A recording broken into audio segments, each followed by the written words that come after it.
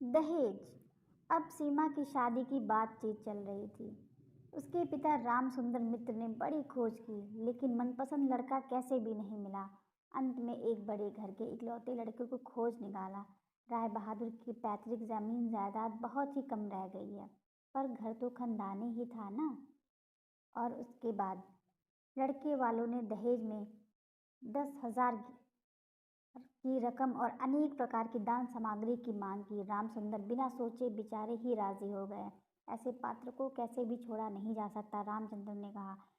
कैसे भी रुपयों का व्यवस्था नहीं हो पा रहा था। गिरवी रखकर बेचकर बहुत कोशिशों के बाद 6-7 हजार रुपये बाकी ही रह गए। इधर शादी का दिन भी करीब आता जा रहा है। आखिरकार विवाह का दिन आ ही पहुंचा। एक आदमी अधिक ब्याज पर रुपए देने को तैयार हो गया, लेकिन ऐन मौके पर वह गैर हाजिर हो रहा था। वो गायब हो गया आदमी। विवाह मंडप में भारी हड़कंप मच गई। रामसुंदर ने हमारे राय बहादुर से हाथ पैर जोड़कर कहा, शुभ काम संपन्न हो जाने दे, मैं रुपए जरूर दे दूंगा। राय बहादुर बोले, रुपए मिले बिना वर को मंडप में नहीं लाया जाएगा। इस दुर्घटना के कारण अतःपुर में रोना धोना मच गया। इस बड़ी विपत्ति का जो मूल कारण है, वह विवाह की लाल चौड़ी साड़ी पहने, गहना पहने, माथे पर चंदन चुपड़े चुप बैठी है।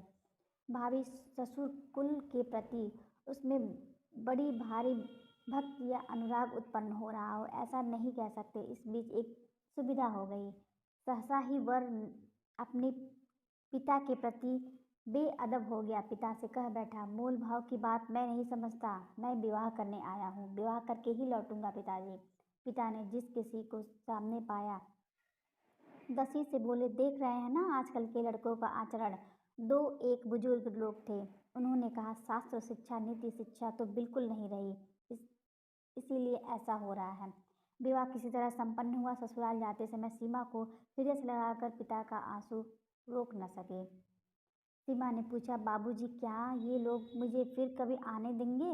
रामसुंदर ने कहा, आने क्यों नहीं देंगे बेटी, मैं तुम्हें लिवा आऊंगा। अक्सर ही रामसुंदर अपनी लड़की से मिलने चले जाया करते थे, पर समधियाने में उनकी कोई भी इज्जत प्रतिष्ठा नहीं रही। यहाँ तक कि नौकर चाकर तक उन्हें नीची निगाह से देखते थे। अतःपुर के बाहर अकेले कमरे में किसी दिन 5 मिनट के लिए बिटिया से मिल पाते, तो किसी दिन मिल भी नहीं पाते। समधियाने में इसी तरह का अपमान तो सहा नहीं जाता। रामसुंदर ने निश्चय किया, जैसे भी हो रुपया चुकाना ही होगा, लेकिन कर्ज का इतना बोझ अभी कंधे पर था, वही संभालने नहीं संभल रहा था। खर्च में बेहद कटौती करनी पड़ी। कर्जदार की आंख से बचने के लिए हमेशा कई तरह के हीन कौशल अपनाने पड़ते हैं। उधर ससुराल में उठते बैठते कन्या को उलाहने मिलते। पिता के घर की निंदा सुनकर कमरे का दरवाजा बंद कर आंसू बहाना उसका नित्य कर्म बन गया है। विशेष रूप से सास का आक्रोश किसी भी तरह कम नहीं होता था। यदि कोई कहता, वह कैसा रूप है, बहू का मुख देखकर आंखें जैसे शीतल हो जाती हैं। सास गरज उठती, हाँ बड़ी रूपवती है, जैसे घर की बेटी है वैसा ही रूप रंग है। यहाँ तक कि बहू के खाने पहनने तक की कोई परवाह नहीं करता था। यदि कोई दयालु पड़ोसी किसी प्रकार की कोई कमी बताता तो सास उत्तर देती, इतना ही बहुत है। यानी कि बाप ने पूरे दाम दिए होते तो बेटी की भी पूरी सार संभाल होती। सभी ऐसा भाव प्रदर्शित करते, जैसे बहू का इस घर पर कोई अधिकार नहीं, वह धोखा देकर घुस आई है। शायद कन्या के अनादर अपमान की ये सारी बातें कानोकान रामसुंदर तक पहुंची। वे घर बार बेचने को प्रयत्न करने लगे, लेकिन लड़कों को बेघर करने जा रहे हैं, यह बात उनसे छिपाए रखी। उन्होंने निश्चय किया, घर बेचकर फिर उसी घर में किराए पर रह लेंगे। ऐसे कौशल से चलेंगे कि मरते दम तक यह बात लड़के नहीं जान पाएंगे। लेकिन लड़के जान गए। सब आकर रोने चिल्लाने लगे। खासकर तीनों लड़के शादीशुदा थे, जिनमें से किसी लड़के की तो संतानें भी थीं। उनकी असहमियत बड़ी महत्वपूर्ण थी। घर की बिक्री स्थगित रही। रामसुंदर इधर उधर करके ब्याज पर थोड़े बहुत पैसे उधार लिए। इनका नतीजा यह हुआ कि गृहस्थी का खर्चा चलाना मुश्किल हो गया। सीमा के पिता का मुख देखकर सब कुछ समझ गई। वृद्ध के पके के सूखा चेहरा और चिंता प्रकट हो आई। कन्या के आगे जब पिता अपराधी है, तब वह अपराध अनुताप क्या छिप सकता है। जब समझाने की अनुमति क्षण से भर के लिए कन्या का समर्थन मिल पाते, पिता की छाती कैसे फटी रही होती। सीमा उस व्यक्ति पिता हृदय सांत्वना देने के लिए कुछ दिन के लिए मायके जाने को अत्यंत अधीर होती। वह पिता का मुख देखकर अब दूर नहीं रह सकती। एक दिन रामसुंदर से बोली, बाबूजी मुझे एक बार घर ले चलो। रामसुंदर ने कहा, अच्छा, किंतु कोई जोर नहीं। अपनी पुत्री पर पिता का जो स्वाभाविक अधिकार होता है, वह जैसे दहेज के रुपये के बदल के गिरवी रख दिया हो। यहाँ तक कि अत्यंत संकोच के साथ पुत्री से मुलाकात की भीख मांगनी होती थी उनको। उससे कभी कभी निराश होकर वो दूसरी बार कुछ कहने का मुख ही नहीं रहता। किंतु पुत्री के स्वयं मायके आ जाने चाहने पर पिता उससे न लाकर कैसे रह सकता। इसलिए समधी के पास इस आशय की अर्जी पेश करने रामसुंदर ने कितने दिन तक, कितने अपमान, कितने नुकसान सहकर जो 3,000 रुपये का संग्रह किए, उस इतिहास को गोपनीय रहना ही भला है। वह कुछ नोटों को रुमाल में लपेटकर चादर में बांध कर पहले हंसते मोहल्ले की चर्चा छेड़ी, फिर उसका अद्योपात विवरण सुनाया। नवीन माधव और रामा माधव दोनों भाइयों की तुलना करते राधा माधव अंत में हुक्का जमीन पर बात करते हुए बातों ही बातों में बोले, अरे हाँ समधी जी, दरअसल वे रुपये तो बाकी रह गए हैं जो रोज ही सोचता हूँ आते हुए कुछ साथ ले आऊँ, लेकिन समय पर ध्यान ही नहीं रहता। अरे भाई, बूढ़ा जो हो गया हूँ। ऐसी एक लंबी भूमिका बांधते हुए अस्थि पंजर को 3 अस्थियों में समान 3 नोटों को सहज भाव से अत्यंत लापरवाही से बाहर निकाला। लेकिन 3,000 के नोटों को देखकर राय बहादुर ने ठहाका लाकर हंसा। रहने दीजिए समधी जी, इसकी मुझे जरूरत नहीं। एक प्रचलित देसी कहावत का उल्लेख करते हुए बोले, छोटी सी बात के लिए अपने हाथों को बदबूदार नहीं करना चाहते।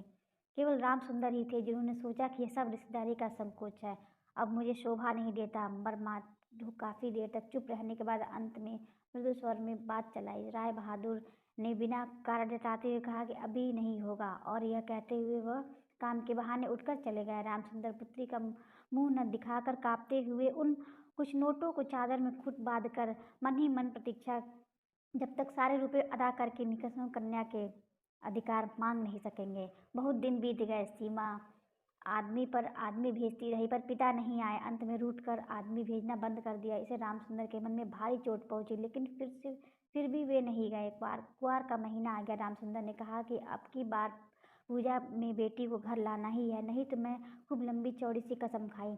मन के उच्छ्वास को न संभाल पा सका।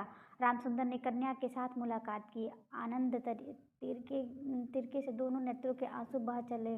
पिता भी रो रहे थे, कन्या भी रो रही है। दोनों में से कोई बोल नहीं पा रहा था। ऐसे कुछ ही समय बीत गया। फिर रामसुंदर ने कहा, बेटी अब की बार तुझे ले जाऊंगा, अब कहीं कोई रुकावट नहीं। इसी समय रामसुंदर के बड़े लड़के हरमोहन ने अपने दोनों छोटे बच्चों के साथ सहसा के कमरे में पहुंच गए। वे पिता से बोले, बाबूजी, तो फिर आपने हम लोगों को रास्ते पर बिठा दिया। रामसुंदर ने अचानक अग्निमूर्ति को कहा, तुम लोगों को क्या मैं नरक में जाऊं? तुम लोग मेरी सत्य की रक्षा नहीं करने दोगे। रामसुंदर घर बेच बैठे हैं। लड़के कैसे भी न जान पाए, इसके लिए अनेकों उपाय किए, लेकिन फिर भी सब जान गए। उनका पोता उनके दोनों घुटनों से लिपट गया। मुंह उठाकर बोला, दादाजी मुझे गाड़ी नहीं खरीदोगे? सिर झुकाया रामसुंदर ने कोई उत्तर नहीं दिया। मुझे एक गाड़ी खरीद दो बुआ, पोता बोला। सीमा सारा मामला समझ गई। बोली, बाबूजी, यदि तुमने अब एक पैसा भी मेरे ससुर को दिया तो अपनी कन्या का मुंह फिर कभी नहीं देख पाओगे। तुम्हारी देह छूकर मैं ये कसम खाती हूँ। रामसुंदर ने कहा, राम राम बेटी, ऐसी बात नहीं कहते।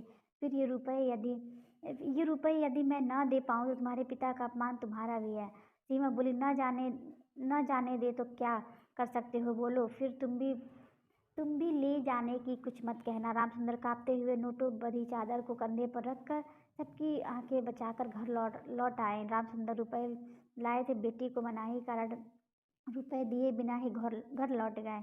यह बात छिपी नहीं रही। द्वार पर कान लगाकर कौतूहल स्वभाव वाली दासी ने सीमा की सास के पास यह खबर पहुंचा दी। सुनते ही उनका क्रोध सीमा पर न रही। निरुपमा के लिए उनके ससुराल में अब कांटों की सेज बन गई। इधर उसके पति विवाह के थोड़े दिन बाद ही डिप्टी मजिस्ट्रेट होकर दूसरे शहर चले गए। कहीं संग दोष से सीमा को न मिले, इसी बहाने अब मायके रिश्तेदारों मुलाकात बिल्कुल बंद हो गया। इसी समय सीमा अत्यंत रोग से पीड़ित हो गई। उसके लिए उसकी सास पूरी तरह से दोषी नहीं ठहराया जा सकता। अपने शरीर के प्रति वो अत्यंत लापरवाही बरतने लगी। कार्तिक महीने में ओस की रात में रात भर सिरहाने दरवाज़ा खोल कर सोती। खाने पीने पर का कोई नियम नहीं। लापरवाही देखती तो सास कह उठती, नवाब घर की बेटी है, घर घर के अन्न इनका मुंह नहीं रुचता। फिर कभी कहती, एक बार देखो कैसी बुरी शक्ल बना रखी है, दिन ब दिन जैसी जली सूखी लकड़ी सी होती जा रही है। रोग जब गंभीर होता गया तब सास बोली, ये सब इसके नखरे हैं। आखिर एक दिन सीमा का अत्यंत विनयपूर्वक सास से कहा, माँ एक बार अपने बाबूजी से और भाइयों को देखूंगी। सास बोली, यह मायके जाने का बहाना है, कहने का कोई विश्वास नहीं करेगा। जिस दिन संध्या के समय सीमा की सांस उखड़ने लगी, उसी दिन पहली बार डॉक्टर ने उसे देखा था, और उस दिन ही डॉक्टर के देखने का अंत भी हो गया। सीमा मर गई।